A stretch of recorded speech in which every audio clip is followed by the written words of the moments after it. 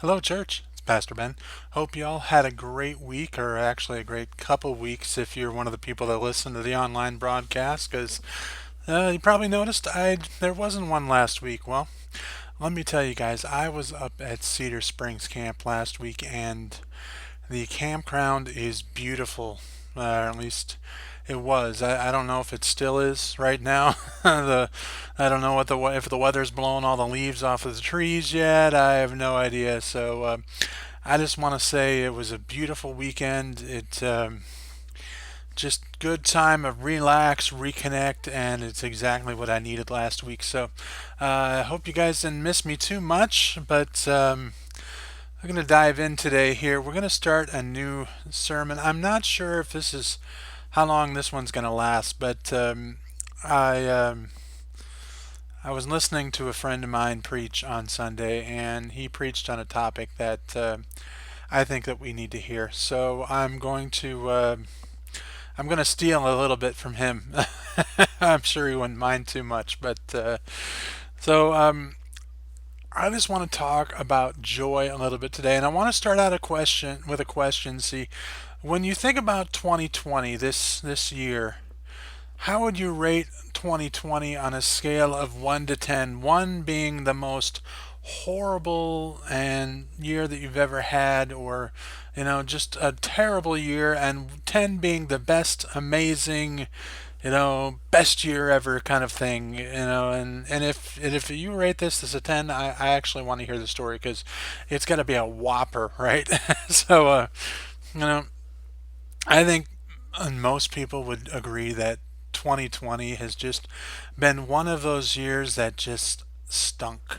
And it's just not been a good year. I mean, we've had a lot of great promise, a lot of great potential, and then COVID came and it just ruined everything. I mean, seriously, right? Schools closed, churches went online, businesses closed. We had shortages of just basic items. I mean, everybody remembers the great toilet paper rush of 2020, right? And the great toilet paper shortage, where you were starting to wonder exactly if I'm running out of toilet paper. You're looking over at that roll and you're like, well, what do I do now? It's kind of a situation. So, and it wasn't just toilet paper. I mean, all kinds of basic items. Every once in a while, you'll go to the store and they'll be out of them for some reason. It's just weird, right? So, and we just still haven't figured out how to deal with COVID, completely. And what a post COVID world would even look like, I don't know yet. I mean, how much of normal can we capture back at this point? And it wasn't just COVID this year. I mean, we had a lot of other things go on. I mean, we had the George Floyd killing, right? And that sparked the whole racial. Well, I mean, then there was the whole racial issue, the whole riots things, and that was just terrible. And then everything got political. I mean, every single issue you could have that you would think would get political got political. I mean, COVID became political, racial things became political, police became political, masks became political, and I swear it's like someday, I wouldn't be surprised if the color of somebody's car got political at some point in time. It's like, oh, you drive a car that's that color. Well, you're no good for running the country, are you? So it's just amazing all of this stuff that got political this year. And on top of all of that, it's an election year. Yeah. Whoa, right? Mm-hmm. Are we excited about that? No, we are not. Let me tell you guys, I am going to show you something here. I've got this. I've got this thing on my phone, right? That tracks robocalls, and look at this. I mean, this is awful. All of these, see all these little orange lights here? These are different robocalls or robotexts that I've gotten that have all been political, and it's like I'm tired of it. It's just no more, please, and it just doesn't seem to be stopping, and it won't until election day, or maybe now that I've sent my ballot in, maybe they'll find out and maybe they'll stop bothering me. I don't know. And and then it's not just on my phone. I mean, it's on any kind of like YouTube. If I watch a YouTube video, I'm sure if you're watching TV, you see it, right? It's just everywhere. So let me share something with you that I find a little upsetting here, or I won't say upsetting. I find saddening actually a little bit. There was a survey that started in 1972. They do it every couple of years. They want to gauge, amongst other things, the general happiness of the population of America. And apparently, in 2018, when they last did this survey, they normally do it every 2 years, and either the results are just not available yet, or maybe they didn't do it this year because of COVID. I don't know.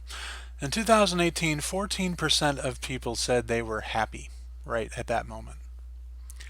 And that's actually down from 31% the previous year, or the previous poll in 2016. So, what does that tell us, my friends? It tells us that we are living in a nation of very unhappy people.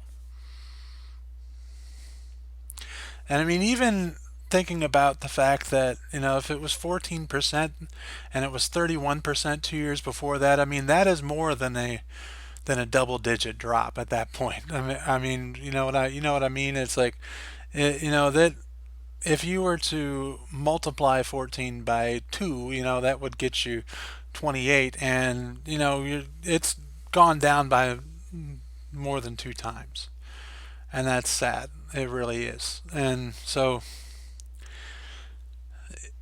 but let me tell you, my friends, it is good to be back with you today. I'm glad that I get to be online with you guys, and I remember back in May when I we were able to start the Church of Promise physical services again, back on May 24th. I shared with you guys just a desire to return to normal. I really craved and wanted normal, but normal just isn't here, is it? And I missed all of you guys last week. I missed being able to come online and speak to you guys, and I missed being able to be with my Church of Promise family and my Heartland family, but I really needed some time away. I knew this. I mean, the funny thing about COVID is it really did not slow my life down at all. I mean, as it did for many people. A lot of people had to stay home, but actually, Target got busier actually during COVID, and I mean it got crazy busy sometimes, and then there was dealing with COVID was just part of my daily experience when it came to work, and it began to take a toll on me. And then there was the derecho, which was also made Target extremely busy, and my stress levels were just going through the roof at that point.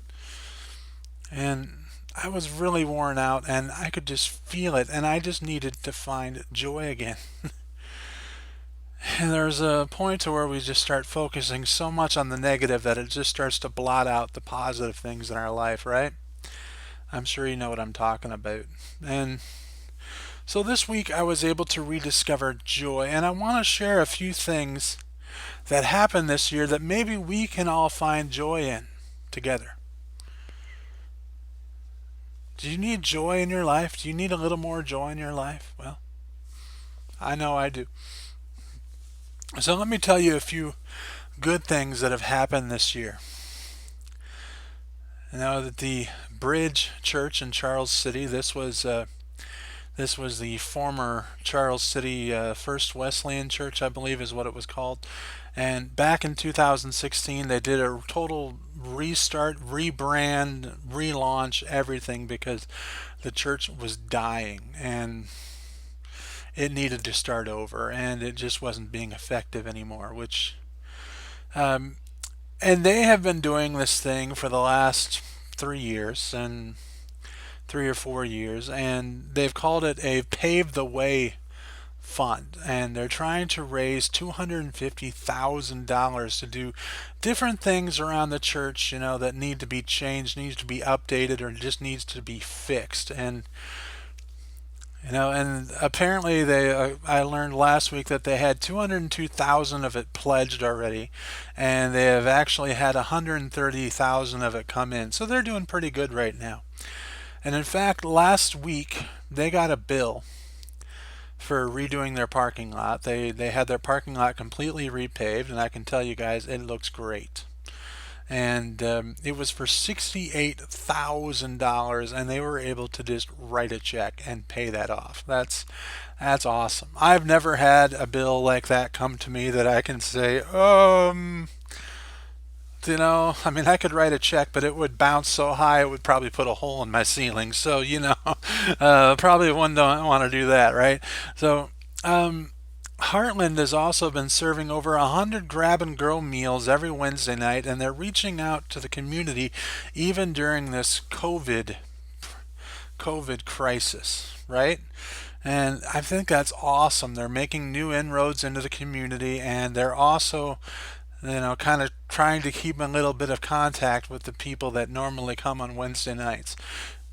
They've also nearly paid off their mortgage, which, and I can tell you as a person who's been to Heartland for a very long time, we've had that mortgage since the mid 90s or late 90s, and it's been a monkey on our back for a very long time. And we had actually two mortgages at one point. One of them we paid off a few years ago. We did a big push and got rid of it, and we're up to the point to where we got to the point where even making the normal payments, we can get rid of that mortgage by the end of the church year. And that's if Heartland does not decide to do a push to get rid of it. And I'm excited about that because that is going to free up a lot of money that's just been going down in a drain, basically, that's been doing nothing for Heartland and nothing for the kingdom of God, and it's going to free up those resources to do something else with it. I'm excited about that. So let's go a little more local, something that's more broad, maybe, actually. School is back in session. Isn't that great? And yeah, it's a little different. Well, actually, a lot different, but it's good that school is back in session. The kids are learning, they're doing some things, and there's still an online option for those kids that want to go online, or parents that want to have their kids online. I think that's really amazing. I think that's great that we're able to recapture a little bit of normal, even if it's not normal. But. And there have been a few hiccups there. I mean, I know there's been a few cases, I guess, that I'm hearing that there's in a couple of the schools, but it seems to be under control so far. So, if it doesn't get any worse than the flu sometimes, so which hopefully it doesn't even get up to that point, because sometimes the flu just goes all around the school. But if it doesn't get any worse than it is right now, I think it's good. I think we're doing great. But something a little more local. There's a little boy, and the I'm not going to say his name on here, even though a lot of you already know his name. That there's a little boy that's been trying to collect a license plate from each state that goes to Church of Promise, and it's been a long journey. It was something he could even do through COVID, and he got all 50 license plates. He's got one from each state and actually a few repeats, so I think that's pretty cool. And it was people from all over the country just sending this kid license plates. It's pretty amazing that happened. I think that's awesome. I think that's something we can be joyful about. And one of the things that I'm most joyful for is that just God is moving in new and powerful ways despite COVID. Now, the churches are being creative, we're being innovative in ways of reaching out besides just normal worship services, and something's happening. I mean, yeah, there's a lot of churches struggling right now, but I'm also seeing God move in new and powerful ways and things that we have not seen before, and I get excited when God moves, and I hope you guys do too. So, Maybe you can even think of other things in your life that are going well, going great. Maybe there are things that are bringing you joy right now in your life as well. So, we're going to be looking at Philippians a little bit. We'll see how far we get today because this message could be a little long. I'm already 15 minutes into it, so I don't want to go too far, too long today. And Philippians is considered to be the epistle of joy. And what's interesting about that is actually the word joy, or a word like joy, shows up 20 times in these four chapters of Philippians. And Philippians was written by a guy named Paul, and it was actually a letter, it's called an epistle. That's what we call those. It was an epistle to the church of Philippi, and this church was located in Macedonia. Now, if Macedonia sounds a little bit familiar to you, that's because we talked about it in a previous message of mine. So, let's talk a little bit about how this church starts. I just kind of want to start there a little bit, and then we'll see how far we get today. And I may break some of this up into next week. In fact, I'm sure I will. So you may remember in Acts 16 when we talked about Paul and the slave woman who was possessed by a demon, right? She was walking around behind Paul and Timothy and shouting, that these are the people that, speaking about the Most High God, and you know, and before all of that, Paul had an intention of going to Asia and preaching the Word of God because that is what made sense to him. That's what he'd researched. That sounded good. A lot of people in Asia, so good possibilities, and God had prevented him from doing that. And he had prevented him from going to a couple other places that he had thought about. And eventually God sent him to Macedonia, which didn't make a lot of sense back then, but you know, sometimes God stops us from doing things that seem good, that seem even perfect at the time, because He knows that He's got something else in mind for us. And I'm going to steal another story from this friend of mine here from in Charles City. You see, he told this story about his wife that runs a photography business, and they were thinking about getting a building because she wanted to set up a photography studio, like a real whole experience kind of a thing. I don't know if you've ever been to like Latin, photography. I don't know if that's even a thing anymore, but I know that's where I got my senior photos done, and they had all kinds of places and things all set up to where you could, kind of and it was a really interesting experience. But you see, the thing is this building came to their attention, and it looked like a good thing, and they were looking at it and they were thinking, well, do we want to buy this? I mean, it looks really good. They were thinking about buying this building, and the person had said you can make an offer on it, and so they had a contractor look at it, and the contractor says, guys, it's perfect for you guys. I mean, the building is in great condition, and doing a remodel on the building, setting up what you want to set up, it's perfect for you. This would be easy to remodel. And, well, the whole time, Rob had been saying that, and this is his name, Pastor Rob, had been saying that, there was kind of a little feeling in his spirit that, this just wasn't right for them. This wasn't what God was wanting, and that feeling was starting to grow. And then, so he talked to his wife about it, and she said, I've been feeling the same thing. And they decided, well, let's just put down an offer and see what happens. And the offer was accepted. And so all of a sudden they're thinking, well, we gotta start putting a mortgage plan together here. We gotta start putting money down for the mortgage. And the more they talked about it, the more they thought, this doesn't seem right. It seems like God is just saying, don't do this. And so it came to it, and they eventually told the person, look, I know that you've accepted the offer. It just doesn't seem like the right thing for us right now, and so they kind of just backed out. And the person did have a backup offer, so they were okay. But the thing was that all of this happened in February. Now, my friends, what happened in March? We just talked about it. COVID, right? Everything shut down. Can you imagine trying to start a new business in March? It would have been the worst possible thing to happen to you right at that moment. If you had your grand opening and boom, you're down the next week. It would have been a tragedy. So, yeah, it was, they feel like God actually protected them from that, and I do too. Sometimes God stops us from doing things that we want to do because, and he doesn't absolutely say you can't do this, but he says no, don't do that, don't do that, don't do that.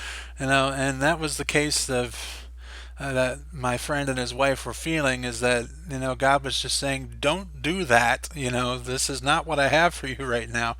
They would have been making mortgage payments, they would have had to pay taxes on a building, and they wouldn't have even been able to do anything with it at that moment. So it would have been horrible. And and they felt like they had a check on their spirit, and I'm glad that they listened to it. But do you ever feel like that? Do you ever feel like you're maybe stuck, or maybe you feel like God is trying to tell you something? Well, Paul and Timothy were going through this, and you know that eventually they were called to Macedonia, and I'm going to read a little bit of Acts here, a part we didn't actually cover. And it says, from there we traveled to Philippi, a Roman colony and the leading city of the district of Macedonia. This is actually Acts chapter 16. I started in verse 12, and we stayed there several days. On the Sabbath we went outside the city to gate to the river, where we expected to find a place of prayer. We sat down and began to speak to the women that had gathered there. One of them that was listening was a woman from the city named Lydia, a dealer in purple cloth. She was a worshiper of God. Now, guys, if you know anything about the history of dyes, or back then, you know that purple was a very difficult dye to get. It was very expensive to make. It's nothing like the kind of processes that we have today. If you were wearing purple, that was the color of royalty back then. That meant that you had a lot of money. So I can imagine this woman, being a dealer in purple cloth, probably was very well off. So she was a worshiper of God. The Lord opened her heart to respond to Paul's message. When she and the members of her household were baptized, she invited us to her home. If you consider me a believer in the Lord, she said, come and stay at my house. And she persuaded us. So, we know the rest of the story, what happened to Paul and Timothy after that, right? They were walking around, and there was this slave girl following them, and eventually Paul got so tired of her constant prattling and yelling that he turned around and he says, stop it, get out of her, demon. And he exorcised this demon in this slave woman, and this basically freed her for completely the wrong reasons, mind you, but freed her from her demon, freed her from her torment, turning her life from grief to joy. Of course, the owners of a slave woman who had been profiting from this demon who gave her the ability to tell the future were not all that happy about it. So Paul and Timothy end up in prison. You know the story. There's an earthquake. The doors all open. The chains fall off. The jailer's about to kill himself because he thinks all the prisoners had run away. And Paul says, stop, we're all here. And eventually, through a crazy set of circumstances, the jailer and his family end up coming to God, and as do some of the prisoners inside the jail cells that night. So this is how the church of Philippi starts. It starts out with a bunch of different people from we got the rich cloth dealer, we got the middle class guy, jailer watching the jail cells, we got prisoners, and maybe the slave joined the church. Who knows? I mean, it doesn't. I don't know if the Bible says anything about that. And these guys are going to be, these people are going to be different ethnicities. They're going to have followed different faiths, and they all find joy by coming to know God. Now, Paul and Timothy, by submitting to the law, even though it was unjust, and even though that they could have gotten out of this situation that they were in,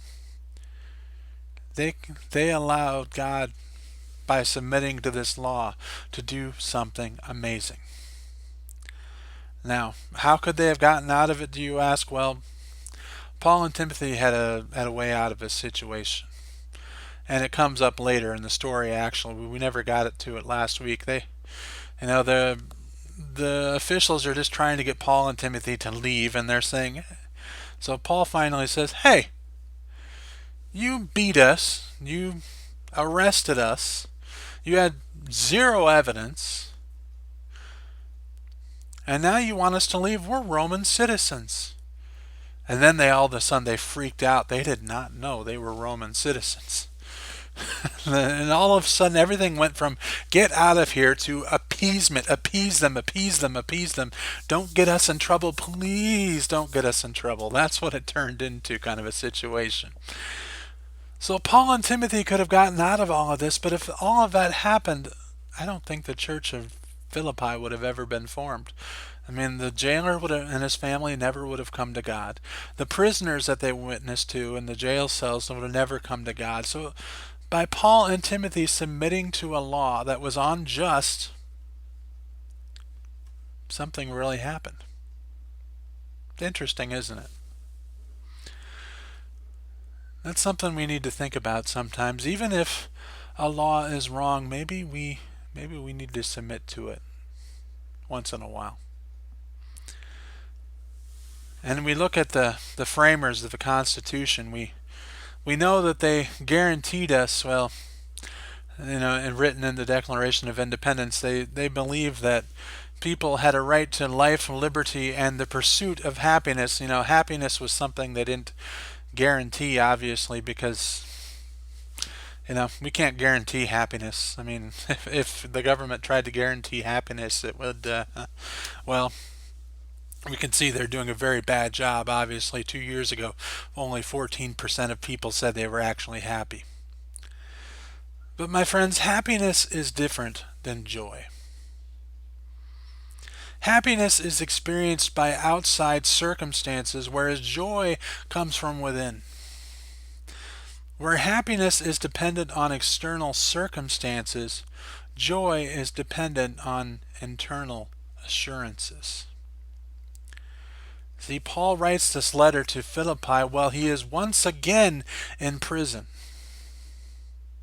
Isn't that crazy? This is known as the Epistle of Joy, and Paul is writing it while he's in prison.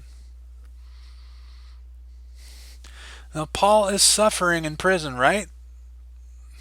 But, wait a minute, this is the Epistle of Joy? Now, we know that food in prison probably isn't very good, especially back then. I mean, there are laws about how prisoners are treated right now, so I'm sure the food's gotten a little better than it used to be. There was torture in prison. There were beatings in prison. I'm sure there were scars on his back and probably damage to his skin from all the shackles on his arms and his legs, and who knows, maybe they even shackled around here at some point. And we got upset because we were stuck at home.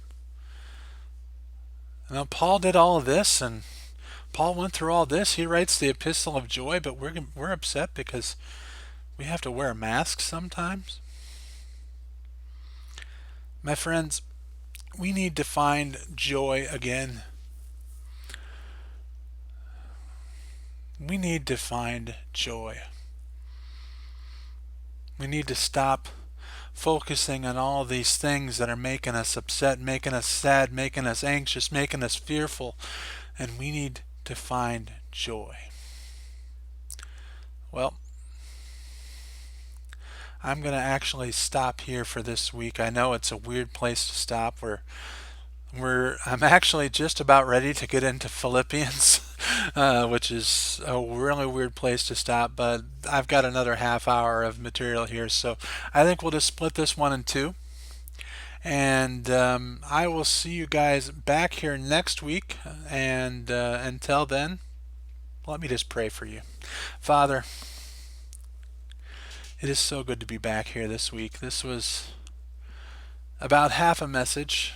It wasn't quite what I was expecting, but Lord, I know that it's going to help some people this week. And Lord, I just pray that you would just bless those that hear this message this week, that you would help them to find joy. There's a lot of things out there, Lord, right now that are just trying to steal our joy, that are trying to distract us away from joy. And Lord, I pray that you would just break through those things right now. Speak to us, Lord, and thank you for always being there for us. In your name we pray. Amen. Have a great week, my friends. I will see you back here next week, and we'll finish this message up. God bless you. Bye-bye.